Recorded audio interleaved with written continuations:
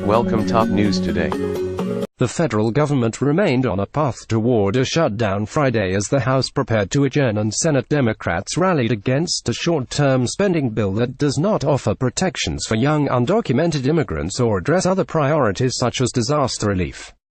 With less than 18 hours before the midnight deadline, House Majority Leader Kevin McCarthy said he would release his members to leave Washington midday Friday after a series of unrelated votes. The House passed the short-term bill Thursday evening. "We've done our job," McCarthy told reporters Friday morning, saying it was up to Senate Minority Leader Charles E. Schumer DNY to decide if he wants a shutdown. Senate Republicans, meanwhile, remained short of the 60 votes needed to advance the bill to fund the government through Feb. 16. President Trump, blaming Democrats for the possible closure, tweeted that they would rather have illegal immigration and weak borders than supply enough votes to keep the government open. "Shutdown coming. We need more Republican victories in 2018. Trump tweeted Friday morning. By late Thursday, 9 Senate Democrats who had voted for a short-term spending bill in December said they would not support the latest proposed extension. They joined 30 other Democrats and a handful of Republicans in opposing the bill. Sen. Jeff Flake Ramirez said late Thursday that he was not inclined to vote for a short-term spending measure because leaders did not keep the promise to hold a vote by the end of January on legal protections for young undocumented immigrants. On Friday morning, he said he preferred Democrats' proposal to pass a spending bill keeping the government open for just a few days to allow more time for negotiations, an idea GOP leaders rejected Thursday.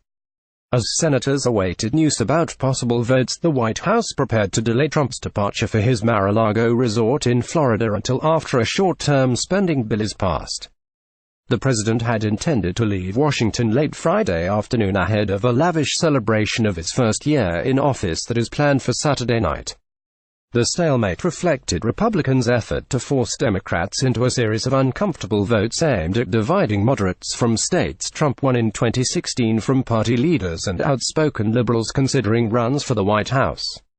10 Senate Democrats are seeking re-election in states that voted for Trump, and Republicans believe the current conflict could provide powerful fodder for political attacks later in the year. While the short-term bill did not include protections for dreamers, immigrants brought to the United States illegally as children, Republicans did attach a long-term extension of the Children's Health Insurance Program and delays to several unpopular health care taxes. The GOP cast the spending vote in part as a choice between illegal immigrants and poor children, military troops and others who rely on government benefits.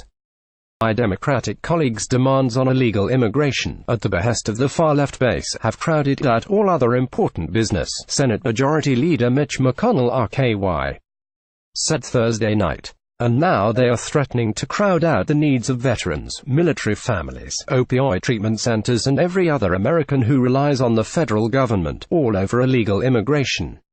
Emboldened by signs of division within the GOP, meanwhile, Democrats rallied for a showdown on what they believe is favorable ground, fighting for popular policies against an unpopular president. "The one thing standing in our way is the unrelenting flow of chaos from the other end of Pennsylvania Avenue," Schumer said. "It has reduced the Republicans to shambles.